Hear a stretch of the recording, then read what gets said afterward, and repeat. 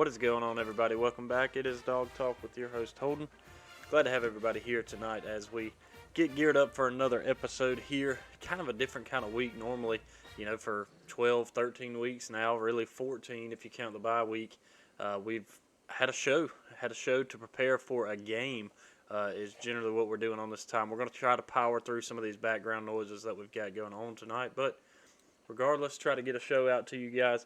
I was trying to debate if I'm going to do 2 a week like I normally do until we get to that December 31st matchup for the semifinal playoff game there in the Peach Bowl. And I think I've decided I'm just going to do 1 a week until we get to that week of, and we'll prepare that Thursday like we generally do for the review or the preview, and then we'll still recap it that Sunday following it. And then hopefully we'll be doing the same thing that following Thursday and Monday, preparing for a national championship after that. But we've got to get through this one first, which is the Peach Bowl. We've got a lot to talk about. Really, I say a lot. There's a lot of topics to talk about. There's not a lot as far as too far in depth on some of these topics that we're going to go into. Again, we've got 3 weeks to kind of get to this game coming up. Obviously, one other thing, too, I did want to mention. When it comes to the week of Christmas, obviously, that 25th being on a Sunday, which is generally when I record, we're not going to have an episode that day. More than likely, I'm going to keep these Thursday episodes is how we're going to do these weekly up to it. As far as visual on YouTube, there's not going to be any visual. I will probably still post the episode to YouTube, but it's just going to be audio, and you're just going to see the main opening screen there through the remainder of the show. So if you're watching on YouTube and you're thinking, hey, there's a glitch, where is the video of this? There's no video, it's just audio this week. So if you just want to listen to it and not have to actually go to YouTube and do that, make sure you guys do that wherever you guys listen on podcasts. But without further ado, let's jump into this episode. This episode is going to, again, it's going to be a broad area of just a bunch of different topics, all of which is going on right now. And this is kind of how it lays out. Stetson Bennett is where we're going to start with this thing. Stetson Bennett has been named a finalist for the Heisman Trophy. He's headed to New York. He is headed to New York. We talked about this a little bit a couple of weeks ago and even last week, the possibility of maybe this happening, and not really thinking that it was something that was actually going to happen. Still don't know that he will win the award, and we'll kind of talk about that here in a minute. But nonetheless, he's headed to New York. He is one of the 4 finalists headed to New York. C.J. Stroud, who he will be playing against, wow, and I've completely blanked on a couple of others. Caleb Williams, who is there for USC, and there's also one other guy who is in the playoffs that is in it as well. And I cannot think of who that is right now. They're all quarterbacks. Oh, yeah, Max Duggan. And very reasonable reason for him to be there. That dude's tough as nails. Everybody deserving to be there. A lot of conversation has wrapped around some of the guys who got snubbed and aren't there, such as a Hendon Hooker from Tennessee, such as Blake Corum, running back for Michigan, some of the other running back positions as well. I think UAB has a really, really good running back who's got a lot of stats and things of that nature. So there's a few other guys that you could call it a snub or that didn't get in this conversation, and that does kind of stink for those guys. But the guys that are on this list, they are all very deserving of it. And we're not going to have any kind of criticism of Stetson coming into this thing, because if there is a dude who deserves at least the opportunity to be recognized and be able to take this trip, it is Stetson, a guy who shows up as a walk-on, doesn't get a scholarship to come and play for you, walks on for you, leaves to try to get some kind of a playing career started where he goes down to a JUCO college before coming back and doing everything that he's done for you over the past 3 years. And yes, I say 3 years because 3 years ago is really when his journey started to actually take steps forward, where he was playing for us in that 2020 season, where he became a starter in 2021, where even in 2022, obviously we've seen what he's done week in and week out this year. And no, he does not have the stats that are going to look identical to these other guys that he is in competition with that are going to be in New York. But it's not all about that. Again, what I just told you, and I can't stand these conversations that people are having of, yeah, Stetson's 25, he should be able to do this against 18, 19-year-olds. Listen, Uncle Rico thinks that he can do it week in and week out, and he can't. Okay, so the older you get doesn't necessarily mean that you're supposed to be all that more dominant than somebody else, as much as it's you just have the experience. You have the wherewithal, the knowledge to be able to read a playbook, to be able to read a play that's happening in front of you. And guess what? He's still not perfect. I don't think there's anybody out there that's perfect. Tom Brady still throws interceptions, so it doesn't matter how far along you are. Doesn't matter how many years you've been doing it. Your craft is always being worked on, and you're just not going to be perfect. That's all there is to it.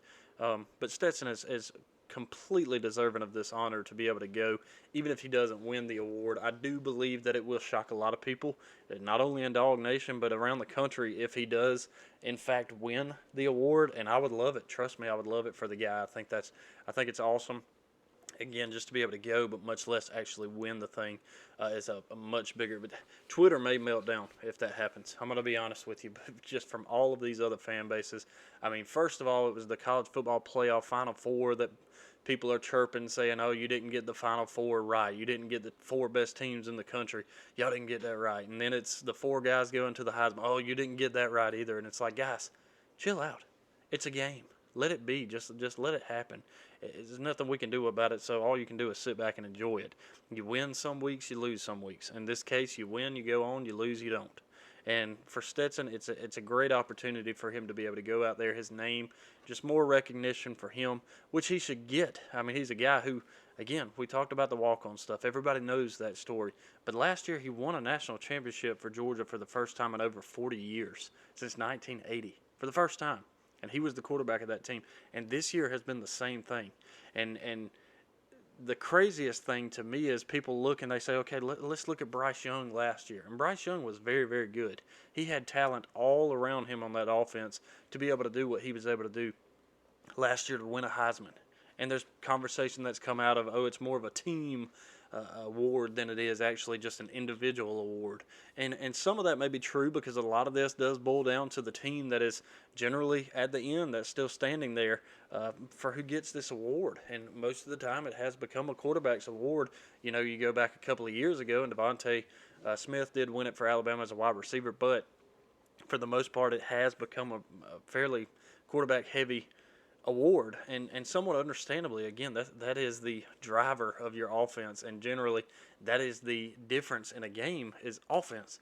Now, defense has been a very big thing for Georgia over the past couple of years. You know, we talked about JD to NYC last year with Jordan Davis, and he didn't really have a lot of stats to back it up, but he was such a good defensive player, but he had that name and that just all the hype around him to where it was enough to kind of boost him to where there was conversation of him headed to New York. Now, that didn't happen. Georgia over the past couple of years has not been a one-man on defense team where it's like, oh yeah, this is the guy. This is the playmaker on defense, like a Will Anderson from Alabama, like a Aiden Hutchinson from last year there at Michigan. There wasn't a one guy on the defense who you looked at and you went, that's the dude. That's the stud right there who made all the difference. Because again, Jordan Davis was the big guy that a lot of people knew in names, but there were so many studs on that defense last year. There's a reason for Georgia's team in all last year. 15 guys got drafted. 15 guys went to the NFL and got drafted. Most of those are on defense. And then you have this year turn it right back around, and Jalen Carter is the big name on defense, but guess what? There's dudes all around him. Nolan Smith was another one before he went down and injured. And since that's happened, his name is still big, but it's not as talked about as Jalen Carter now. But there's still so many other dudes around him. Keely Ringo, you look back there. Malachi Starks as a freshman coming in, lighting the world on fire. So it's not just a one-man deal on defense, but then we go back to the Stetson conversation at Heisman. Look at the guys that are around Stetson. Yes, you have Brock Bowers, who is a stud. You have Darnell Washington there as well as tight ends. But then when you look outside of that and the guys that he's throwing to in the wideout positions, it's not one dude that he's throwing it to. It's not a C.D. Lamb coming from, where did he come from, Oklahoma or Clemson, wherever he was at. I can't even remember now. I think Oklahoma. But it's not one of these one guys, a Devontae Smith who's on the outside catching this. No, he delivers it to all of the offense. A.D. Mitchell, when he's healthy and is out there. Arian Smith is getting touches. Lad McConkey gets the touches. Big O gets a few, not as many as Brock, because Brock is what Brock is. But Kearis Jackson, I mean, all these guys, Marcus Rosemy, Jack Saint, Dylan Bell, Arik Gilbert when he's in and healthy. So all of these guys, the ball is being spread out offensively to all of them. Kenny Mack even out of the backfield. Um, so it's not just one guy that he's throwing it to. He delivers it to everybody. That's another reason Georgia doesn't have an 1,000-yard wide receiver on the team and hasn't in a long time. Last year, Brock Bowers came very close to that, but he still didn't go over that number. And that's the thing when I look at this, and it's like, yeah, this is, and when it comes to individual stats, everybody looks and goes, okay, these guys have so much better numbers. First of all, look at who they played. Look at who some of these guys played who are in the running against him. Look at it. Look at who they played. Now, look at the comparison at who they played when it was a big game. C.J. Stroud doesn't have the numbers to match up with Stetson Bennett in big game scenarios. Max Duggan doesn't have the numbers to match up. He's still fairly close. Caleb Williams, he still doesn't, even after, especially after that USC loss, unfortunately, in the Pac-12 championship game.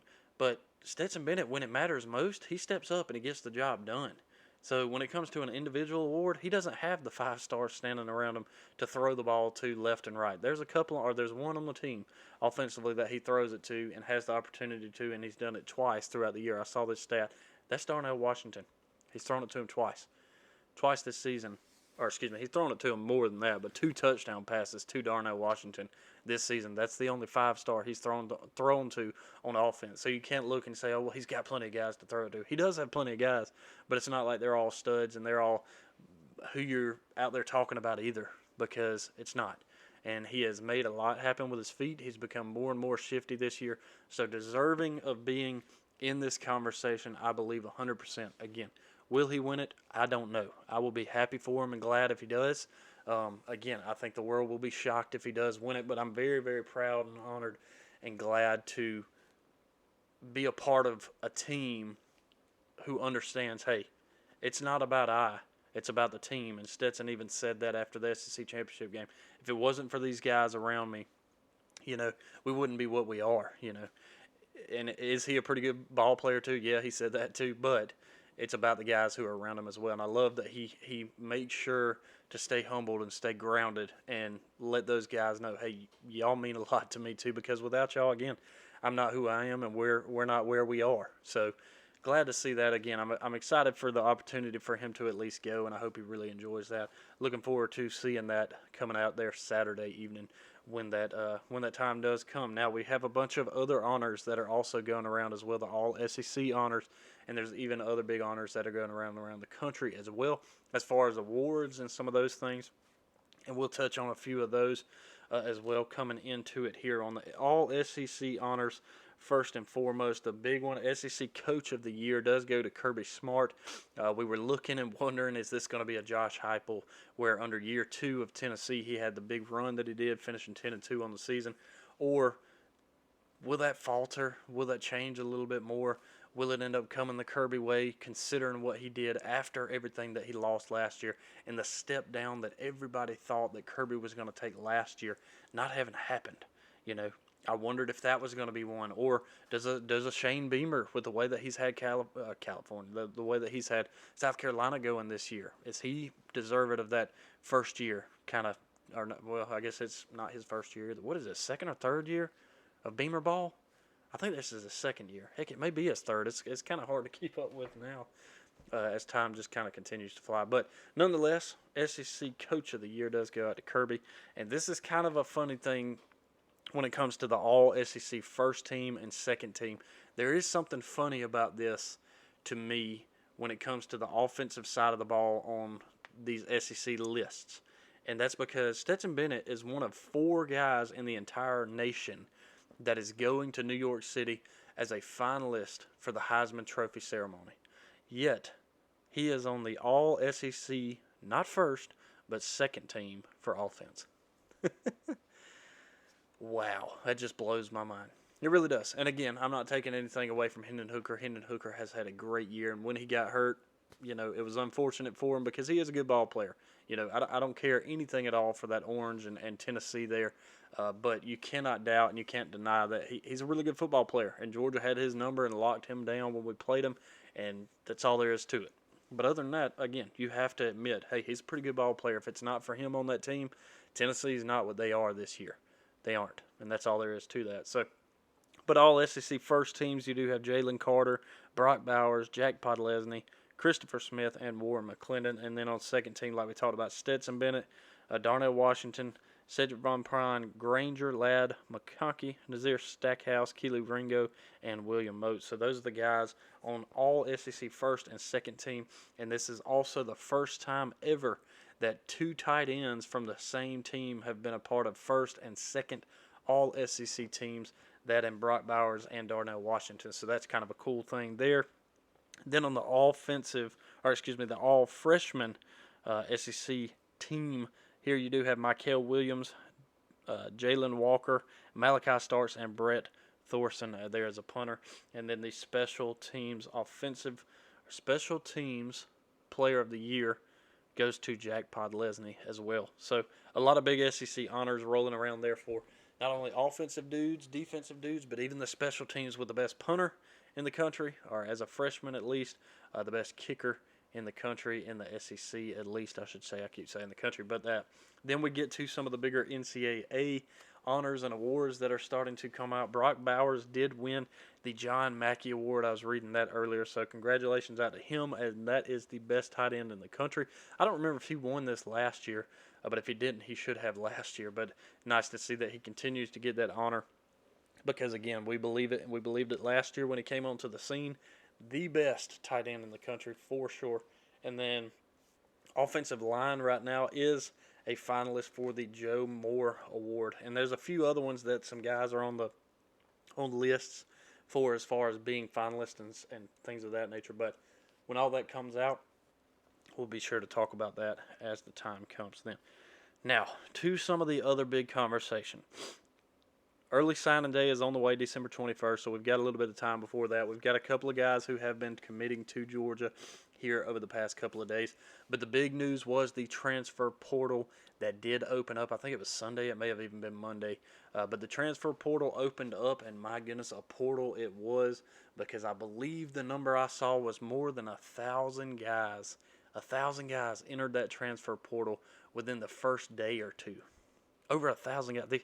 Guys, there's not enough room for these kids to go anywhere. When you're bringing guys from high school to come into your program and play, there's only so much room that you have left and allotted to be able to take in a transfer without these roster movements or without a roster expansion, and I don't see that happening. So, really, it's unreal. And I have a number here. I have numbers at least. Luckily for Georgia, so far, the only guy who's planning on transferring and has made that known is Bill Norton, which I believe he's either a junior or a senior defensive lineman. Bill Norton, he has decided to transfer out of Georgia. He has played all 13 games, all 13 of which were in special teams duty.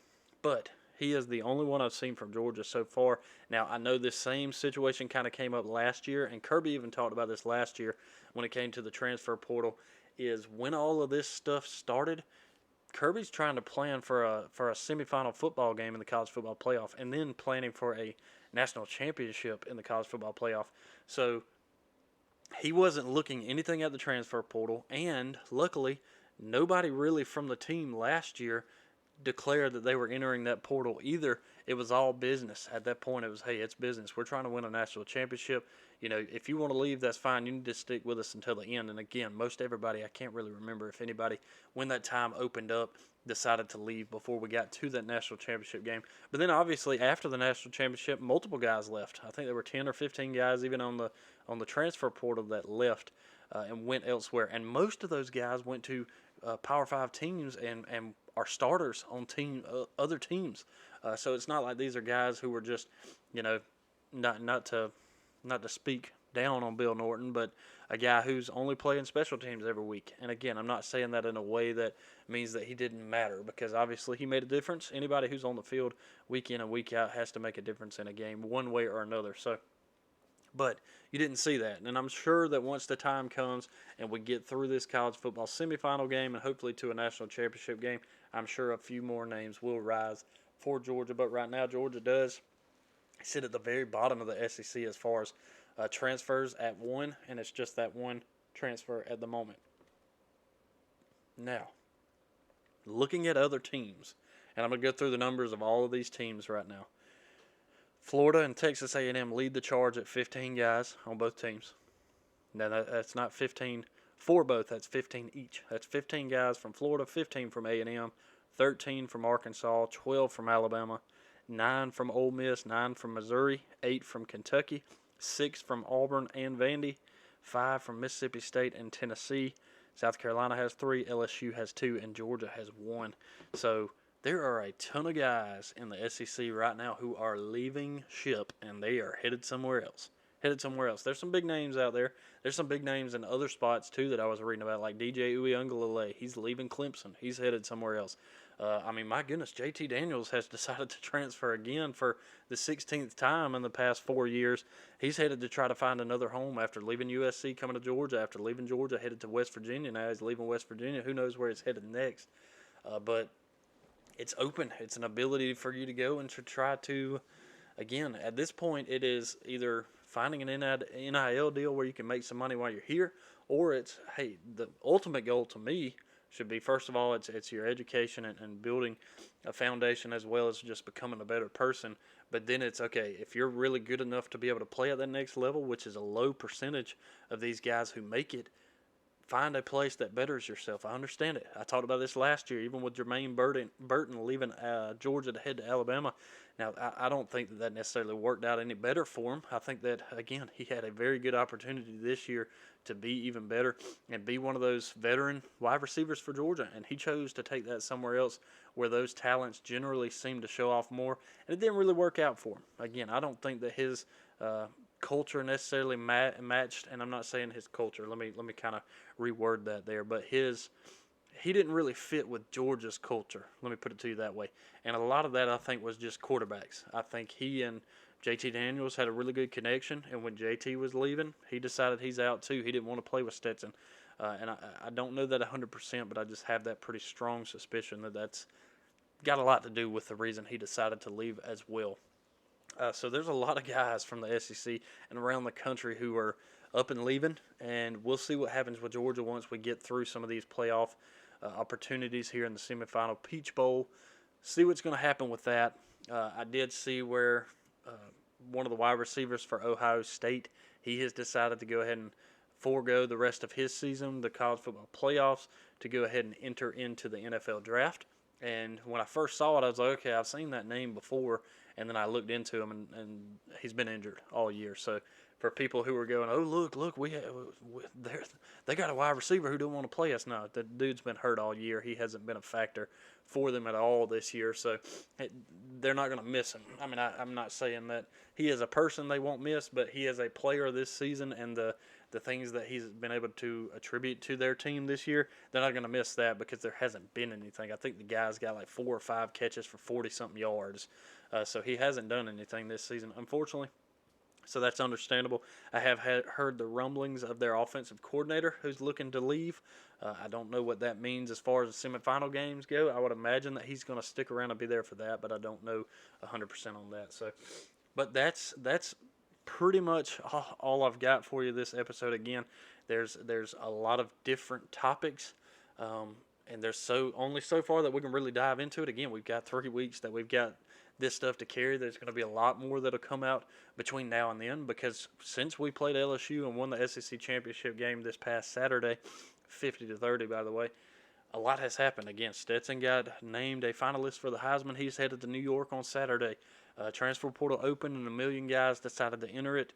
All of these SEC honors are coming out, and they continue to come out, as well as some of these other awards and things of that nature and accolades that are coming out as well. So it's a lot to talk about, a lot of different areas to talk about it, and we've got time to do it over the coming weeks. More than likely what I'll do for next week is I'm going to kind of go through some of my preseason picks and all of that good stuff, look over all that, see what kind of how we did on some of that if you guys are interested in that, as well as continuing to look at Ohio State, seeing what changes with that, seeing what changes with our team as we get closer to early signing day, that again coming up December 21st. So a lot of stuff to look forward to, and a lot can happen in a week. That's the good thing about putting a break, essentially, instead of doing 2 a week, just doing 1 a week, is if I put that break in there. we have a good opportunity for more to come into the show the next time. So that way I don't do just a 10-minute video or a 10-minute episode here and then a 10-minute at the end of the week. You know, I'd rather have a good little 30-minute chunk, kind of like what we've got going here. So that's going to be the plan. That's going to be the game plan. I'm looking forward to seeing what happens over the coming weeks. I do think there is the opportunity, you know, again, to have some of these guys. You know, we didn't pick up anybody in the transfer portal last year, but there is always the opportunity this upcoming year that Kirby decides, okay, there's a couple of these guys that I think could really fit in with us and could really help this team out moving forward in the future, depending on what all we've got there. Again, we've got a lot more business to handle before he really has to worry about that, and I don't think that's on the forefront of his mind. I'm sure the Georgia high school playoff games that are happening right now, I'm sure a lot of that's on his mind because, again, that's recruiting for the future that he gets to go and watch, and I'm sure he's doing a lot of that this evening as well as Friday evening and into the weekend. I feel like there may be, I think the big games maybe are on Saturday. Not 100% about that, but we'll kind of keep that in mind as well as we kind of gear up and get ready for that time. But let's see if I can get all my stuff to pull up here. Yeah. Anyway,